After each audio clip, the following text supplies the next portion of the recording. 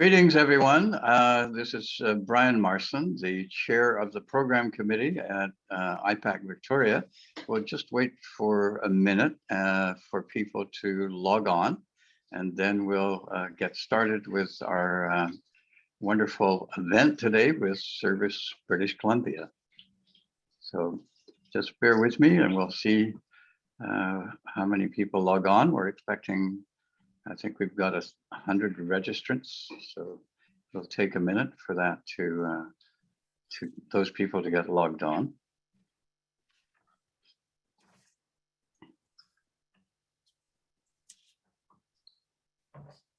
I hope you can see me and also our moderator, Dr. Faye Schmidt, who I will introduce shortly.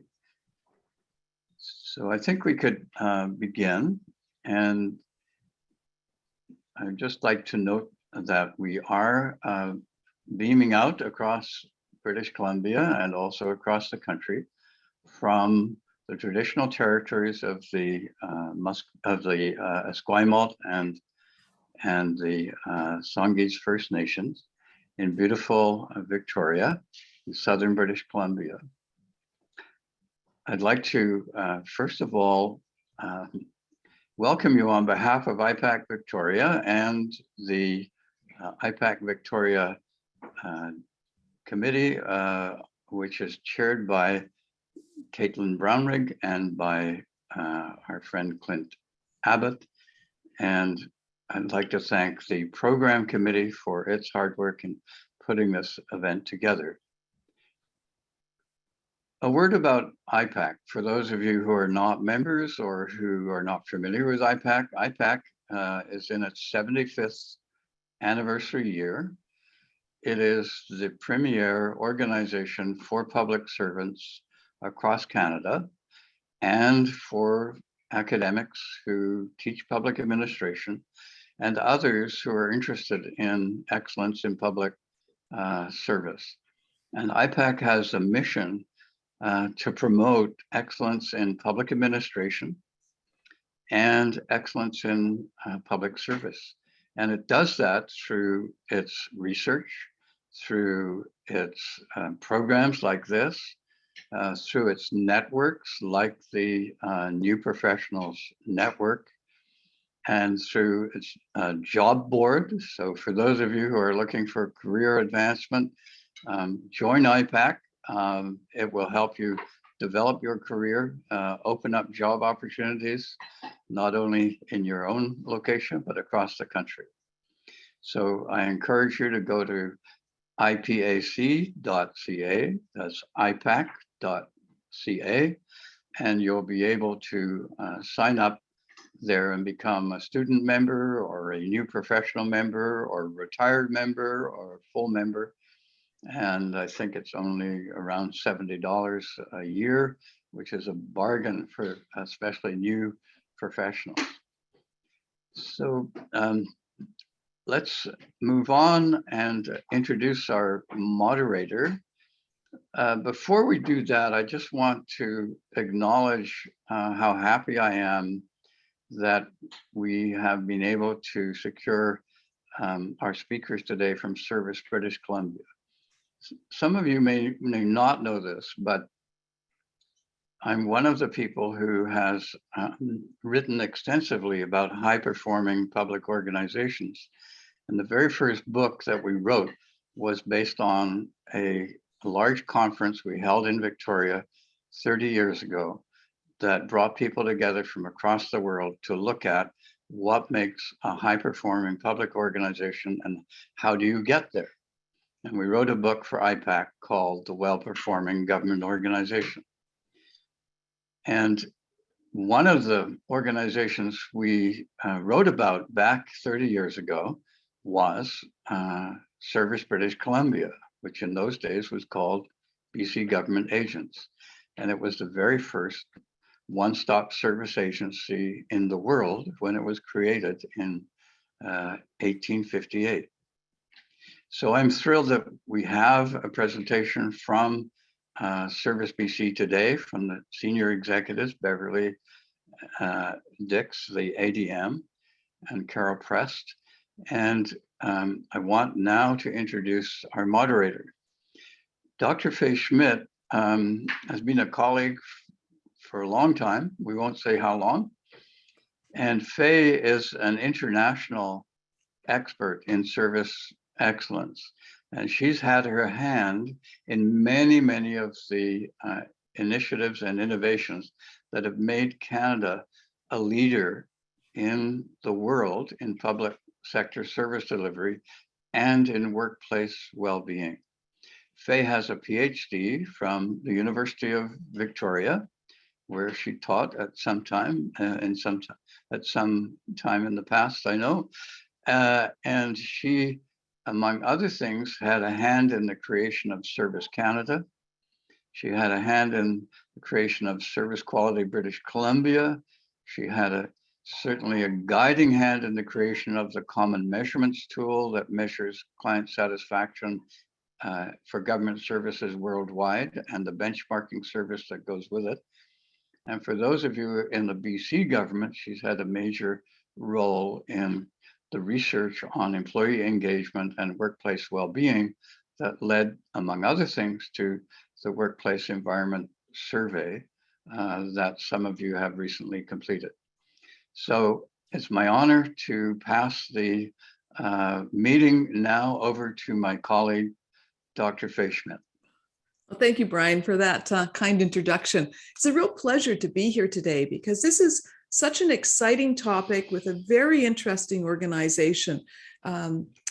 Service BC has an incredible reputation. It's one of these organizations that does good measurement of client satisfaction, and they get scores in like the 90% range, which is truly remarkable.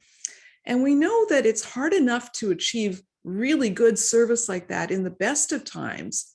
But then, of course, we ran into COVID. It was not the best of times.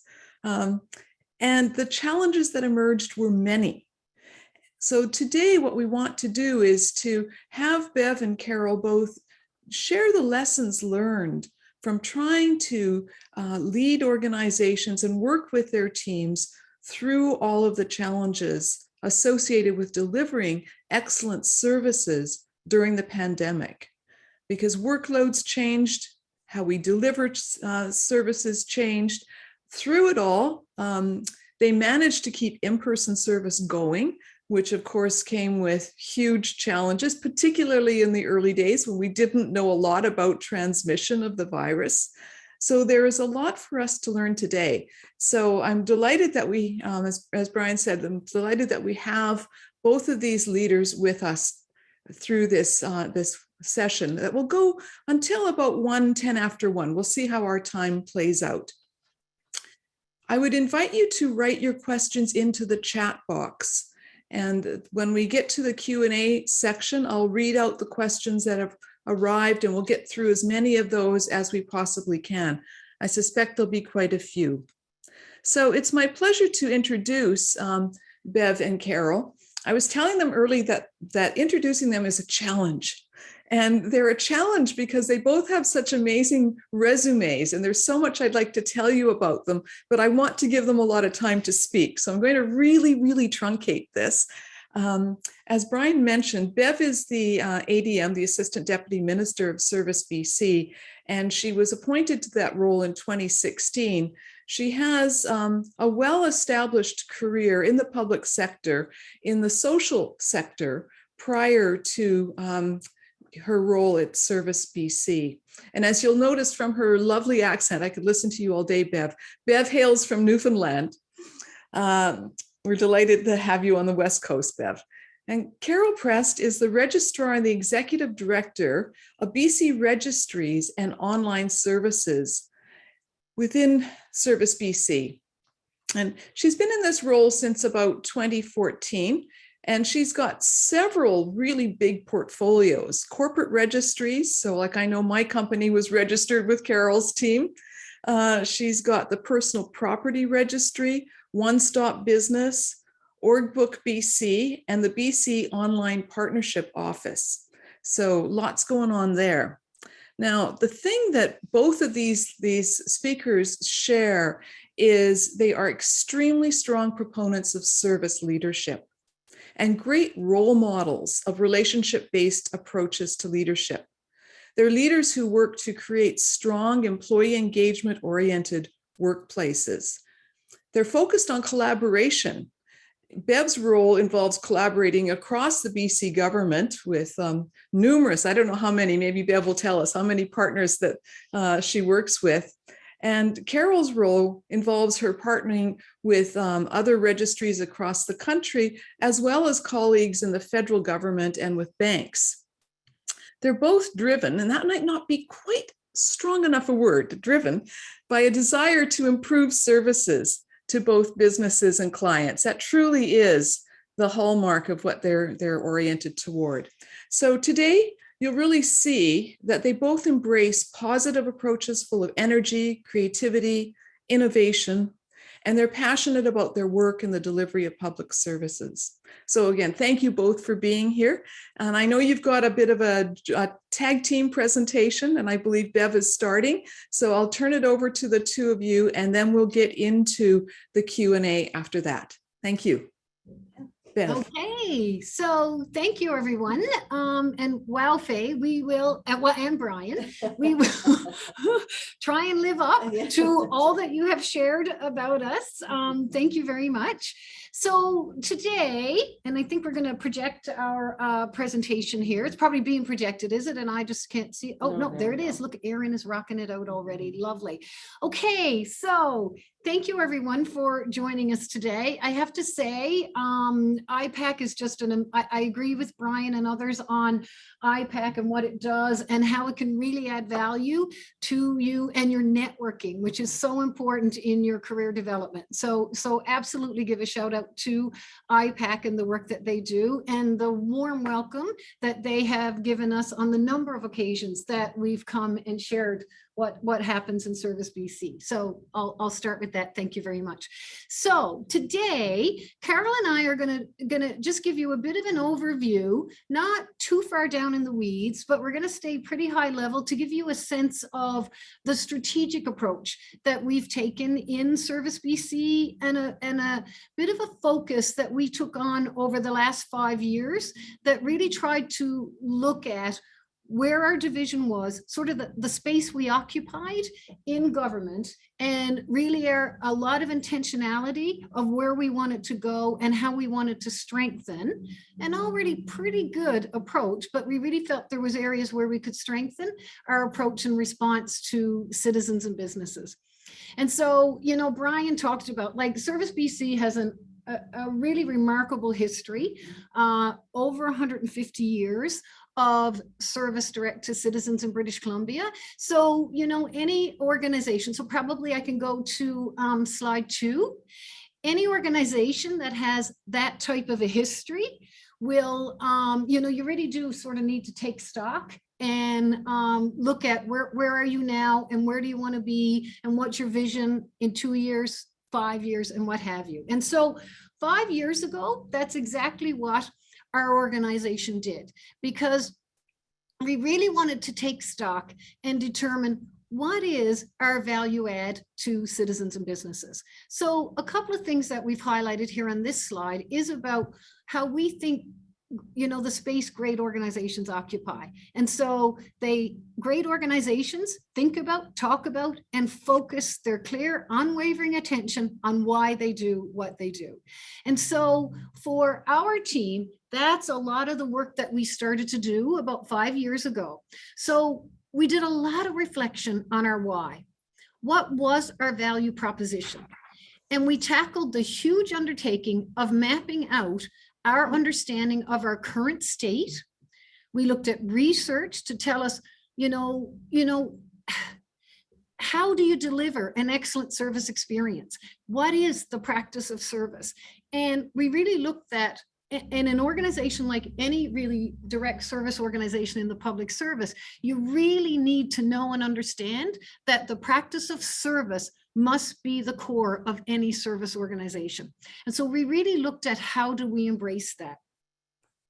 we talked to our teams. We started from the grassroots. We talked to our partners, and we looked at things like, and we began to realize that the practice of service is not something you actually add to what you do, but it's the very foundation that you're built on. If service is your core, that means it isn't a byproduct of what you do or a method of you use to do something. It means it's the actual product you deliver. It's what you are building in your organization and with your team that you have expertise in. I really love this quote from John Carlson, and I use it a lot actually in my presentations to team members and to partners. And, you know, I feel it's just very eloquently stated that, especially if you're a public servant. I mean, this really resonates, I believe, with public servants who, in my mind, come into these positions with a sense of head and heart, and they bring both to the job, and that's the value add that we have. But John speaks about if you are not serving a citizen, like direct service to a citizen, then your job is to be serving someone who is. And I think that any position in government needs to center themselves around that statement and understand that that's their line of sight and their value in the process. So we felt that that was very important to understand, because this is the most significant value we add to every partner we work with. And in the introduction, Faye talked about, you know, Bev does a lot of relationship building and partners. And at this point in time right now in Service BC, we have, we provide over 300 programs, and we have 36 partner ministries that we work with. So that's a very significant network. And we take that quite seriously around the value that we need to bring to that process. So we did a ton of work with our team. And we looked at, you know, as public servants, we're here to serve others, hold ourselves to a very high standard. And we were very aware and brought this, you know, understanding to our team members and had a lot of conversation about this. There was tons of workshops and interactions and out visiting with offices in this area, because we fundamentally believed that every interaction we have with a citizen or business has the potential to move the needle upward on trust and confidence. And that speaks everyone to the public service value chain. So we centered a lot of our organizational thinking and shift and centering around the public service value chain. Next slide.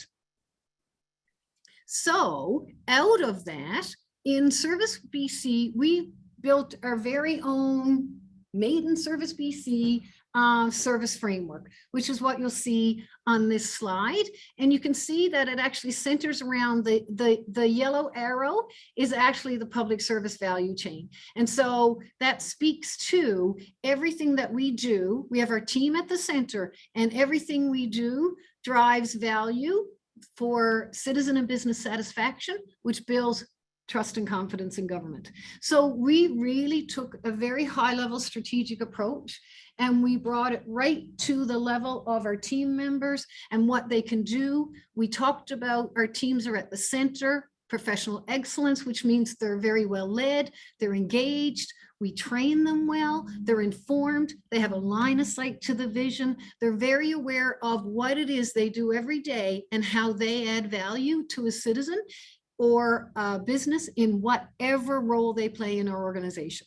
Very clearly aware of what the vision is. And then within that, we wrapped around all of that, some of the things, and we sort of called them ripples. You can see like this is a little, we were trying to give the image that this was a you know, a lake or what have you, and there were ripples that grow out of that.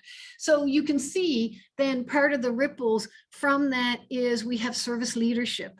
We have helping relationships. Like, how do we interact with citizens? Well, we work fundamentally from a place of a helping relationship and how we can support, treat them like individuals, understand what their concerns are, and how do we ensure that they are better off when they walk out of our door than when they came in the door. And we fundamentally have that focus.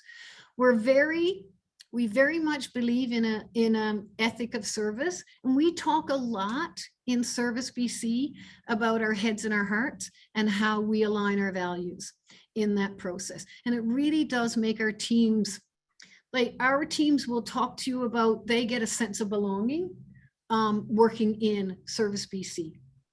So, and then there's, you know, the external influencers, absolutely, like what's our budget, COVID, oh my goodness, the pandemic, all those pieces absolutely will impact you and how you provide service. But the strength of having a service framework is that it held us steady and our team steady when things got wobbly around COVID, when things got wobbly around budget stresses, when different things happen and impact you in that, like in your everyday work. We have found over and over again that this framework centers us as leaders, centers our team, our members, and we help focus our partners around the work that we're doing because we have this really clear values and ethics-based approach to how we serve citizens.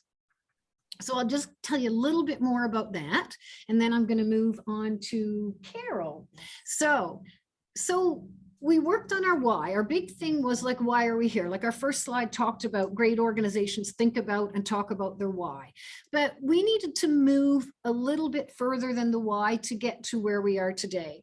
So from our why, we started work on identifying our value proposition and our assessment of our current state. Like, where are we? How are we doing? What are our gaps? What do we need to build on?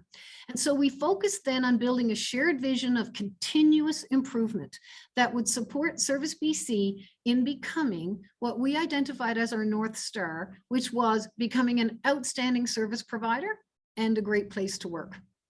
So our framework helps us with our how, with concepts such as service with heart. That is absolutely our tagline, and every member in this organization understands and could describe to you what it means to practice and provide service with heart. We lean into the service style of leadership. Now, there may be other styles that we use in any given moment, but absolutely our primary step forward and our first foot forward is usually into service or servant leadership and in helping relationships. So these concepts describe how we treat everyone and describe what we're striving for. They overtly tell us it is okay to bring your head and your heart to work with you every day when you walk in through the door. Both are meant to be used at work because when we use them both, we fundamentally believe we're way more effective as service providers and carers for our citizens and businesses. So you can see that from our graphic. As I said, the public service values chain is central. It's the pivot around which all our other pieces are wrapped, and it gives our employees, which are at the center, the team members that we support as leaders, gives them a direct line of sight to citizens and businesses. It really helped us build that common identity and focus and informed us on our way forward. So even though Service BC, and Carol will tell you a little bit more about this, we're made up of 5 different branches, we very much have a shared set of standards, values, and principles in how we practice service every day. It reminds us to be attentive to changing needs. And we know this, and you know, Faye has done a lot of work in this area, and the Institute for Citizen-Centered Service is an amazing resource that we access on a regular basis. And they give us so much information and analytics around changing expectations of citizens and businesses. And we respond to that. We look at those things. We try to determine, okay, what does that mean for the next big process we take on? Or, you know, with our limited resources, where are we going to apply to get the best support for citizens and businesses out of that process? So we really focus on looking at the outcomes, not the process, not the technology, not sort of the next best thing. And we hold that up sincere, like, and this, like, truly, this is a regular process in this organization. The tests that we apply to any change we put forward is, what is the difference that will make for citizens and businesses? And if it doesn't make a difference, that's relative to the cost to the resources and the change process for citizens, we don't take it on. So it's really important, if you want to be a best-in-class organization, that you keep that kind of focus to how you make your decisions in your strategic planning and processes. And then you actually have to be agile and to be able to respond to the changing expectations. You know, the public sector needs to keep pace with advances delivered by the private sector. Lots of times that's the test we're held up against. Sometimes we're ahead of that. Other times we're behind and really need to push forward into that place. But our framework keeps our focus on the need for continual improvement, for responsiveness, but always being sure that we are lined up to better outcomes for citizens and businesses. So that's really important to us and is very much a guiding principle, and absolutely helped us in when the pandemic came forward and we had to respond to the public health emergency. It kept us centered on how we really were able to, because it was react in that process, and how we got our teams ready for that. So I'm going to turn over to Carol now, and she's going to talk to you a little bit more about what is Service BC and what does it do. Okay, thank you. Okay, next slide, please. So how can you not feel passion after hearing Bev? I mean, I'm just going to say, so being part of this organization has just been phenomenal. And it's so exciting to be part of an organization that is committed to service and the practice of service and delivering that servant leadership that we try and do every day.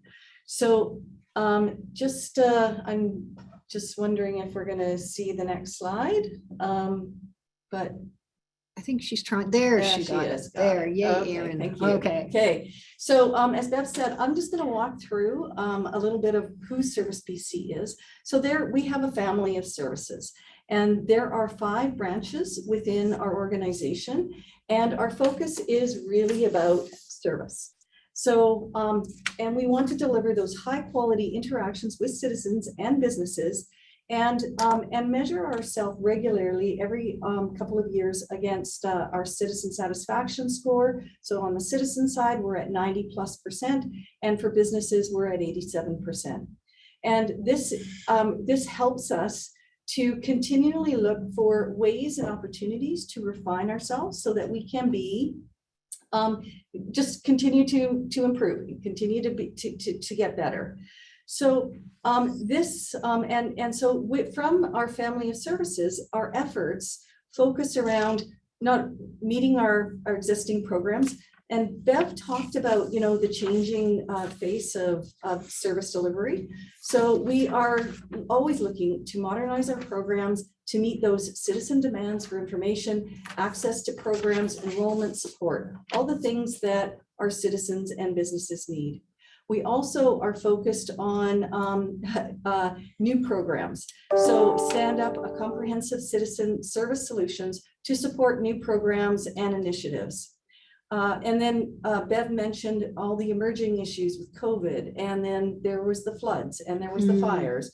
So we are responsive to help manage urgent and sensitive issues in communities and provide essential navigation services to impacted citizens looking for support and assistance.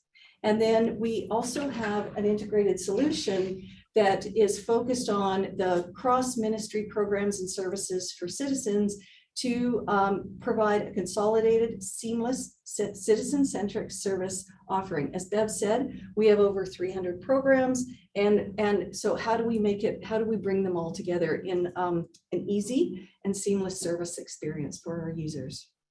And at the end of this, supporting businesses with a seamless service experience, which is something that I'm going to talk about in the next slide. So could we go to the next slide? Because this is, on top of all of this, Registries is undergoing a very large comprehensive modernization program, having to replace almost all of our applications. So instead of replacing like for like, we took this as an opportunity to improve our services and engage the business community more fully.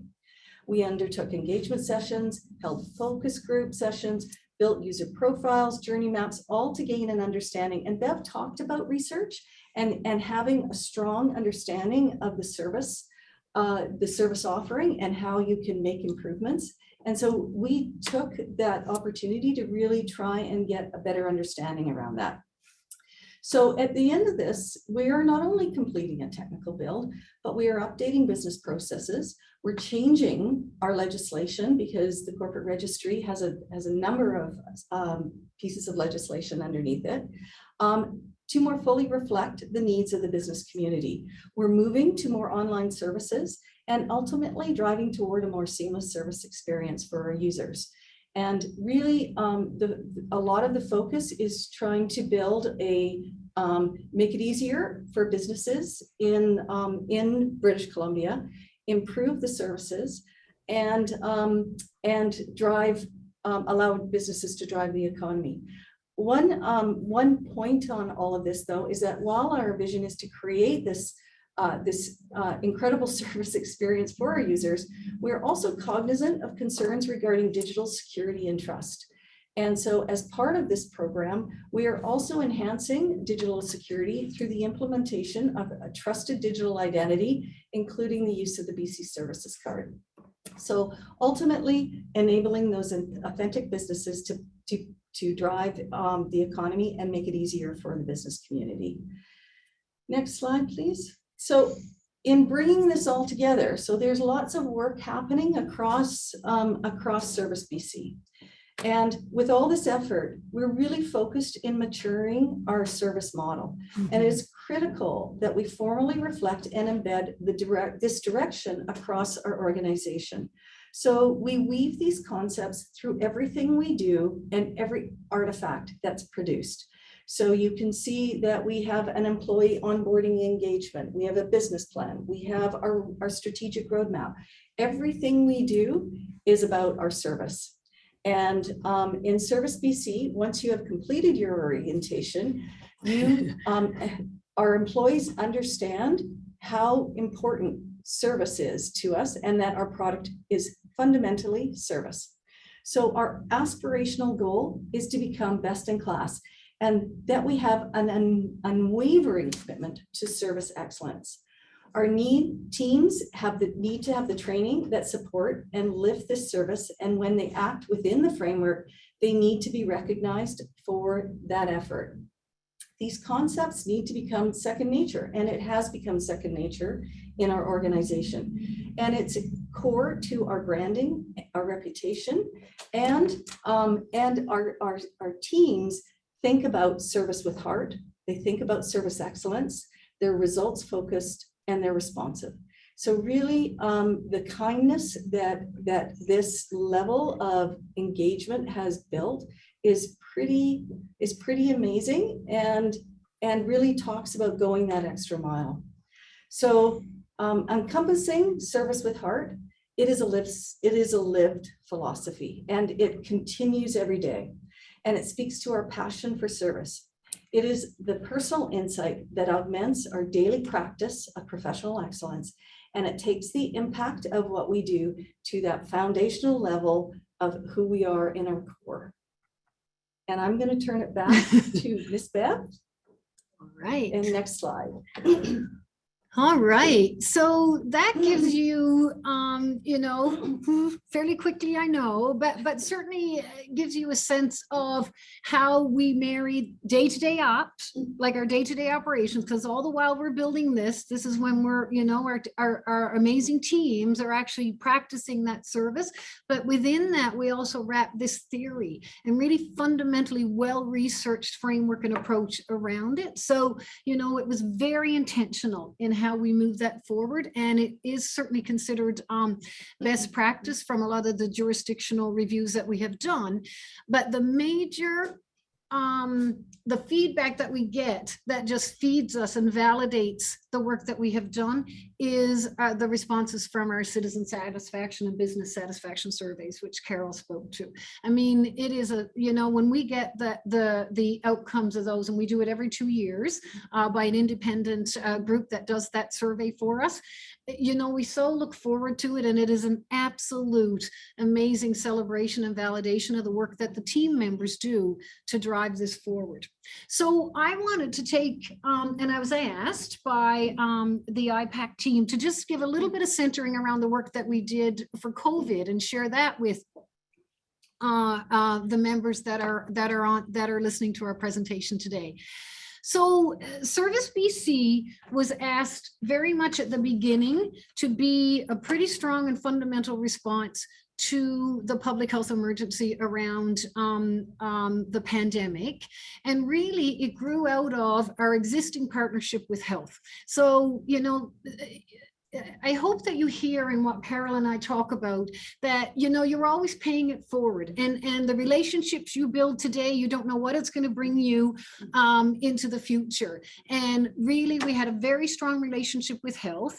And what health found through this process is absolutely they had a network of support that was very strong around a clinical response, but they really did need a lot of support around sharing information and outreach to the 5-point-something million British Columbians that live in our beautiful province, and how did they move forward that initiative, and how did they get the information out? And they could not. So our model of service really focuses on, we are the front-facing sort of service center, contact center, service delivery arm. And what our benefit that we believe we provide to our partners is that they can then focus their specialized resources, of which we all know are at times limited and very challenged, that they can then focus that resource to the more clinical, more specialized approach. So we become the generalist response, and Service BC has an absolute excellence in the practice of service and in dealing with those what most of us will know, tier 1, tier 2 services. And then we look to support our other partners around them being specialists. We have a very strong relationship with health. Social development and poverty reduction is another area where we provide a lot of the initial response to the citizens and vulnerable cohort that SDPR supports, and they are able to focus their specialists to that more critical and complex response. So it's a win-win for our partner ministries and how we take that approach. We're just moving into some programs with the Ministry of Children and Family Development, and certainly with other like finance and other ministries. So that's really what we do. We are an expert in service, that front-facing service, and they are the experts in the complex clinical area. So that's actually a model that we drove out in the COVID response, because we needed the nurses and the specialists and the clinicians very focused on that part of the health continuum and process of the journey for citizens. And we needed to be on the whole process of, how do you call in and get registered? Where do I make an appointment to get my vaccine? What are the conditions around this? How do I do these things? And so we took on that kind of navigation, wayfinding, and process role. So very proud of our teams in this area, because through the public health emergency, Service BC was actually deemed to be an essential service. Now, to clarify, the staff it wasn't an essential staff, but the service was deemed essential. And so we remained open during that process because we provided that essential service. And I have to say, and Faye alluded to it when she did our introduction, I mean, that was quite a challenging time for us. So 62 of our 65 in-person offices remained open. And, that was at a point in time when we were all learning about COVID and safety. And, as was Dr. Henry, as was the Ministry of Health and our Center for Disease Control. Like, we didn't know at that time when our staff, our team members out in the community were, when they were taking signed documents from citizens, like, we didn't know if COVID was transmitted that way. We did a ton of research on, is it transmitted through cash, like money? If we exchange money, were they going to get COVID in that process? But our team members were amazing, and they stepped up to the process, and they just went through this knowing, okay, we don't know, we're doing the best that we can. And they were there and just worked inside of their framework and kept up their commitment to their ethic of service, and did not close an office a single day during that entire process. And they watched, just to give you the context, I mean, they watched their other partners like Service Canada, for example, who closed their entire front-facing service. and went fully through contact center or online. And they were a lot of like co-located in communities with Service Canada. And that's what our team members experienced through that process, but still stayed with it and stayed focused on that service process. So that to me, I mean, that really speaks to those team members and their level of commitment through that process. I have one little funny story I want to tell you. I am watching the time, but funny little story I want to tell you. So initially, we were getting the direction around from both WorkSafe BC and from the PSA around what do you need to do to keep people safe? And that was before, like, we hadn't gotten to the masking at that point in time. But we were initially told that if you put up like there should be plexiglass barriers in the offices.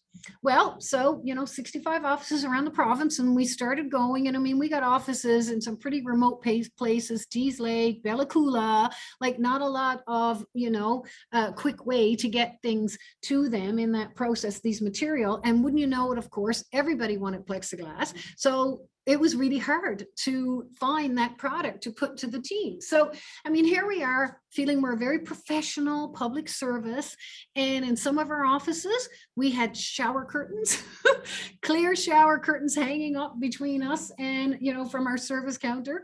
We had some managers that went in on the weekends and, I have pictures to prove it. I should have had it to show you today, but I have pictures to prove it. And we actually put wooden like posts up on either side of like the service counter, because you have 6 or 7 community service reps.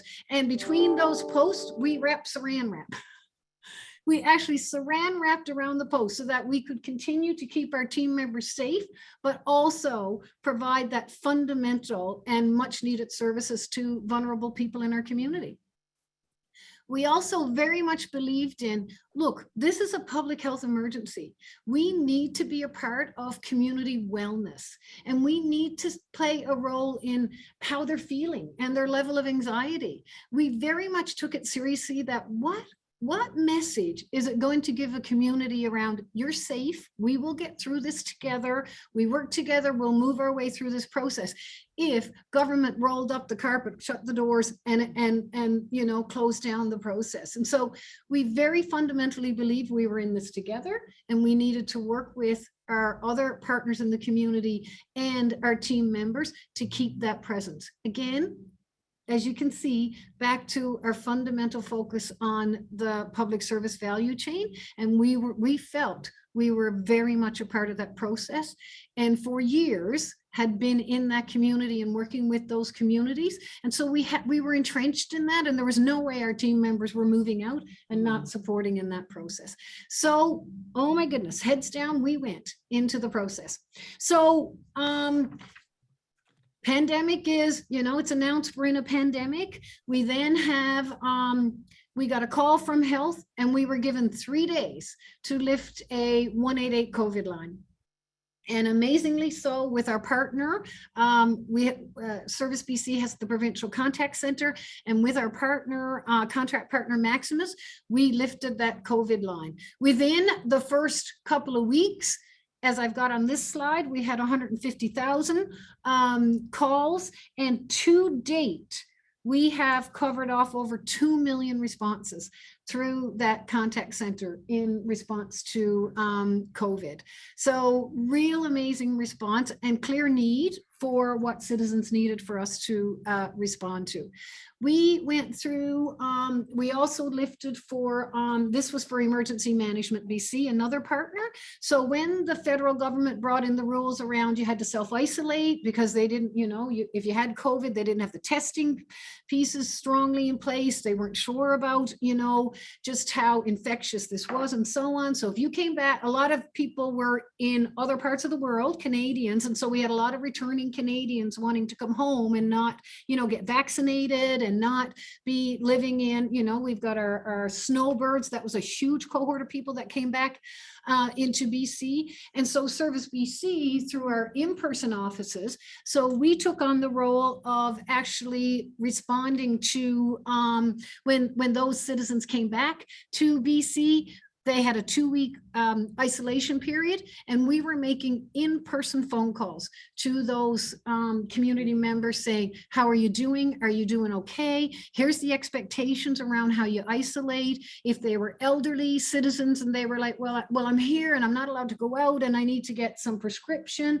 Well, we would do some navigation and referral to a community agency in that community because we knew our communities, and we're able to get that support for elderly people and so on. And it was just a huge response around that process. We also supported health around their Health Gateway, which is their online portal for citizens, and linked into how they access the COVID tests and so on. And it was really important because that was a real, what we call a high value data information for residents in BC. And so one of our other areas inside of Service BC that we have expertise in and lead is in digital authentication online. So we manage the BC Services Card. And so we very quickly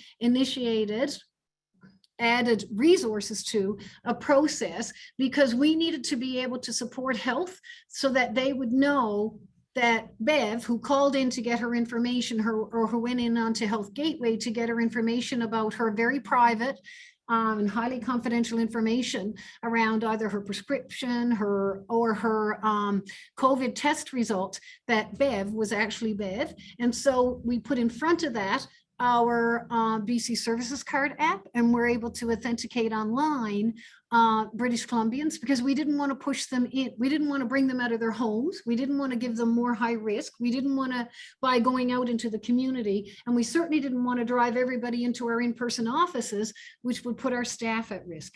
So we built an online, we strengthened our current online process. And at this point, we have during the process of our 2 years of COVID right now, we've activated over 1.5 million BC Services Cards to support that digital authentication online. So an amazing, again, huge numbers around that process. And certainly from a business point of view, we did a number of things that really improved how we supported businesses through that process as well. So an unbelievable shift. Now, the thing to remember, we were doing all of this while at the same time we were heads down and still managing every other program we had online before we went into COVID.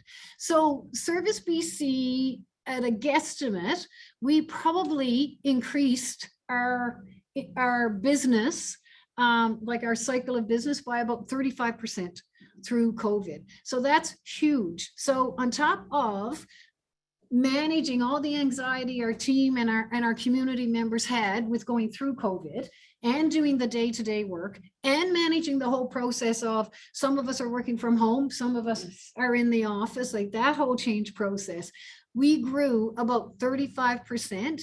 And I can tell you our citizen satisfaction rates remain the same or improved.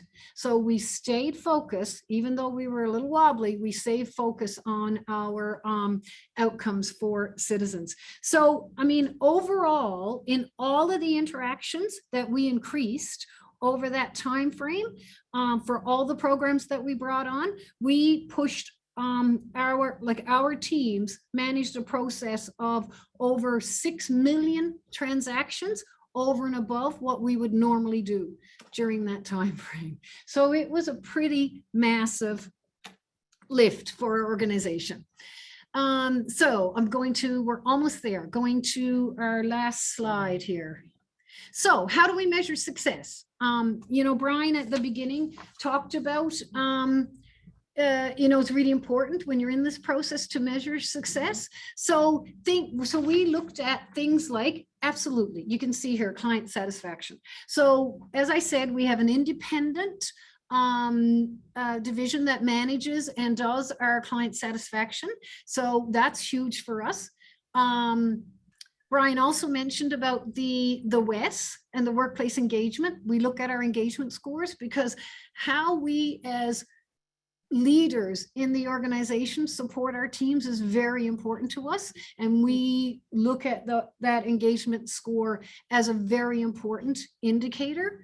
One of the things that we is very important and that we work towards is on any kind of, like, for the workplace engagement, especially in a public service organization. So for every 2 points of lift that you see in an engagement score for your staff, you will see a corresponding 1 point lift in your citizen satisfaction scores. So there is a direct relationship between engaged staff and your citizen satisfaction scores.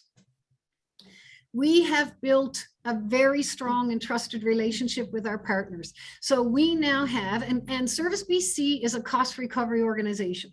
So we need to find our business and build our business in order to grow and to get that important process. So, and to actually, you know, occupy our space in this public service milieu. So onboarding has, I don't even know how to describe it. I don't know if I have a word for it. The pipeline is unbelievable. We now have an unbelievable number of partners that saying, we want to expand, great service. Where's the next place you're going to go, and help us to get there. We've done a lot of work, as I said, around our standards and so on, and we are either achieving or beating national standards that have been set for our program. One of the examples for that is our BC Services card, and the federal government through the Treasury Board of Canada, they assess, yes, that's the right word. They assess your capability around your authentication process. And we were recently, I guess it's about a year ago, recently assessed around our process with that and received level 3 assurance. And that is a level of assurance around the confidence that Canada has in our identity process, and no other province has achieved that level at this point. Others are aspiring to, and we're absolutely supporting them to get there. We're all about lifting and sharing, but at this point, Service BC, and BC is the only one that's achieved that.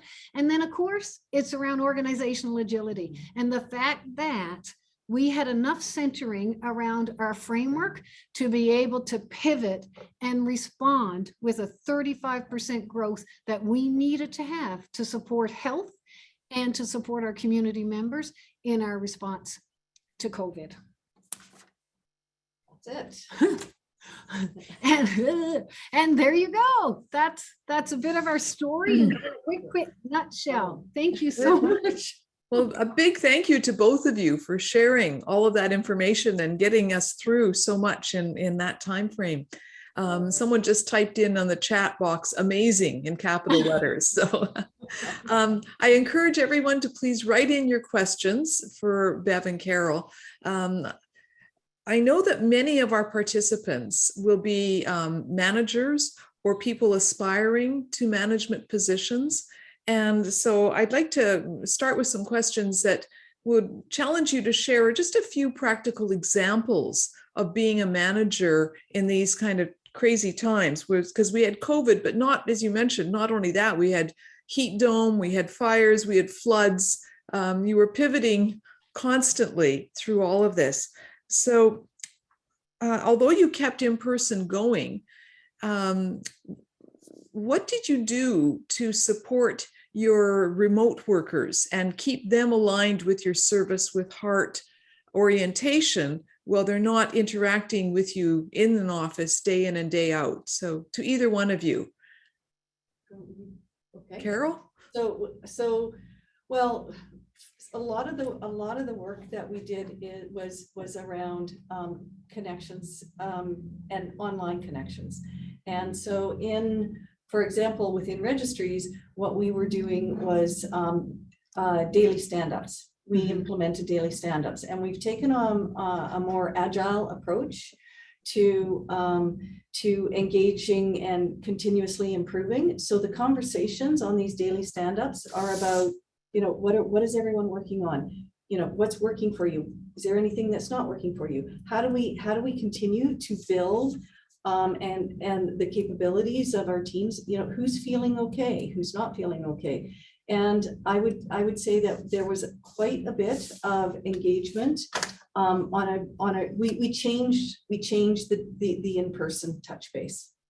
And it has worked exceedingly well. We also tried to build in some, touch base between the supervisors and their teams every day. So maybe it was at the beginning of the day, you start a chat, you say good morning. At the end of the day, it's I'm heading off now. Thank you very much, whatever. So and there was opportunities for those touch bases, and they became fun. And people started to build opportunities for maybe some trivia or some things that engage people in a different way, and got a much more supportive. And Bev had some things to say. Yeah. So, I mean, Carol was right in the middle of that because she had her registries team. She had some in person and some that were remote, Faye. But, again, and I know maybe I'm going to be, if my team was here, they'd tell me I'm like a broken record. But I go back to always the service framework and what that did for us. So part of the service framework, we had real discussions as leaders. What did that mean and what was our role? So every day, be it COVID or not, leaders in the public service organization, we have some pretty high expectations of what we think our staff, our team members are doing. Like they're out there, they're dealing with the public, they were managing, they were doing all those pieces. And so one of the things in the standard that we held ourselves to is, and we talk about in Service BC, value add leadership. And we have the conversations about what did you do today? If you're a leader in an organization, what did you do today that added value to your team? Like your team member can say, I talked to, 45 businesses. I did this, I did that. I had to do that. I did this name change process. I went through, like they got their list. Yeah. So what did you do as a leader that added value to your organization? And so as you asked, Faye, like from a manager point of view or whatever, like we really were trying to focus our managers and our directors and ourselves on, okay, so you have a number of team members that you support. What did you do today to support them? Be intentional, be focused, you can do it on Teams, you can do it by phone calls, you can do however you want to do it. The other thing that Service BC fundamentally believes in and was an agreed upon tenet of practice is leadership through presence. Yes. Now, presence can be in person, absolutely, but in this new virtual world, there was other ways that we had to take it on, but it was one of our primary focuses that you still had to connect with and develop and maintain that relationship with your teams, however you did it. And we drove that constantly through our process. Mm-hmm. Hey, one of the things we talk about here, and in the public service, you'll often talk about your org charts. Mm-hmm. And that, like, even so as an ADM, here's my org chart, and here's this team of people. Now, traditionally, and I did this as well, I would talk about, I have 6 EDs that report to me. Well, we did a ton of work around that here in Service BC, and we shifted that language to, I am the ADM of Service BC, and I have 6 executive directors that I directly support. We don't talk report, we talk support.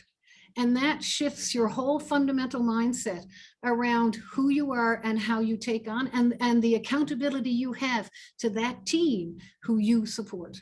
Right. Great. Well, one of the participants wrote in a question about handling departments or individuals who are hesitant. So I think you've answered that question nicely. So I'm going to take us on to another question about the management of your team, because as much as you did to prevent COVID from impacting your team, you had to have had people away at various times. And so the question was, how have you addressed staffing challenges where frontline staff have been away due to Omicron?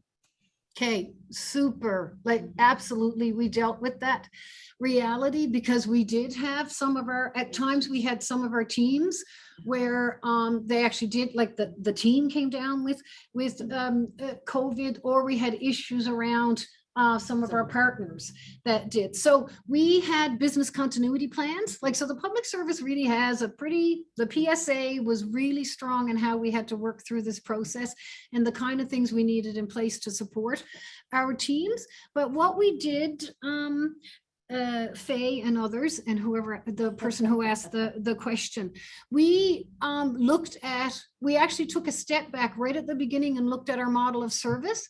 And we made the decision right at the beginning that we needed to adapt the programs and services that we offered to keep it very core and very focused to what the public needed, and what we could delay or shift, we did, because we knew we were going to need, like, we were seeing on average, and I'm just, making up an example of numbers to give you a sense of, like, in offices where we'd see an average of 50 citizens a day coming in, we started seeing 70 and 80.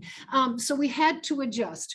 We put in things like in the first hour of the morning, we served our elderly, more vulnerable cohort because they just could not manage to get in and do the wait times that some of our citizens were having to experience because of our volumes.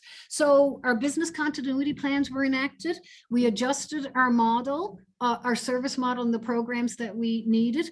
And we added, so we work on a model in Service BC where we have full-time permanent staff, but then we also have permanent staff that are on sort of a model of, you might work a 50% time or a 70% time. And so we push them all up to full-time in order to manage the volume and be able to handle when a team member was not there because they weren't, and we had team members that not only were they home because they were sick, but they were home because their kid got sick, or they were home because their elderly parent who was there got COVID, so there were so many scenarios around that. So we just really built up the number of team members that we had. And there were times, in all honesty, that if we had an 8-person office, we were open and running it with 5. So lots of adjustments, but that is how we ended up managing that process. And we would bring team members from other offices and travel into those offices to augment if it was a real extreme scenario. So we were on a daily basis doing, okay, how many team members are here? How many are there? Where are we going to move them? They triaged almost, late when we got the most recent, more infectious, the wave 3, we were on a daily basis managing what staff are going where. Yeah, triage is a good word for that, for sure. It was. So just with our time, we're just after 1 o'clock, but I'm going to sneak in one last question and then we'll wrap up our session. But someone would like you to roll back the tape in time a little bit to when you were planning and creating your service framework. And they're wondering how you did it. Did you, was facilitation done internally? Did you use a consultant? What did you do? That's the question. Well, thank you. I love that question. And we are very proud to give the answer to that question. And that is, we did every bit of it internally. We did not have an outside consultant, and that was a very intentional decision that we knew if we were going to build a vision that our team believed in, they had to build it. And so, like, our journey started out with the executive team traveling throughout this province and talking to our team members and what's important to you and how do we build this piece. Now, absolutely, we did jurisdictional reviews, Faye, and we looked to the ICCS for a lot of their research around public service and what's best practice and all that kind of piece. So absolutely, we leverage those kinds of expertise, but that thing has been built word for word, including the graphic, inside of Service BC, and that, beyond proud of that process. And from the ground up. Yeah. Like it was very much based on our team and who they are and how the pride that they felt for the work that they did. And so, I would, kudos to Bev, because this is Bev's vision, and she just did an amazing job around really driving out how do we become that best in class professional organization. So it was pretty spectacular. Great. Good. Well, my apologies to those who typed in questions that we didn't get to. I know there were a few about service, the keeping the culture and evaluating and all of those kinds of things. So my apologies to those we didn't get to, but we're just after 1 o'clock, and I think we'll need to say a big thank you first to Bev and Carol. The comments coming in from participants about the quality of your presentation are outstanding, and I think reflect the level of energy and passion that you brought. So thank you both very much. And a thank you to IPAC locally for their vision in wanting to bring topics like this and making sessions like this open and available, not only in BC, but across the country. So thank you to them. And also thank you to IPAC nationally, who has done a really good job of managing the technology and hosting us today and getting word out about the session. So great team effort from everyone, and really motivational concepts to think about service with heart and how you can leave today's session and go back into your own organization and think about, what can I do today, the rest of my day, to help embed service with heart in my organization. So that's the challenge for your afternoon. So thanks again, everybody. Bye for now.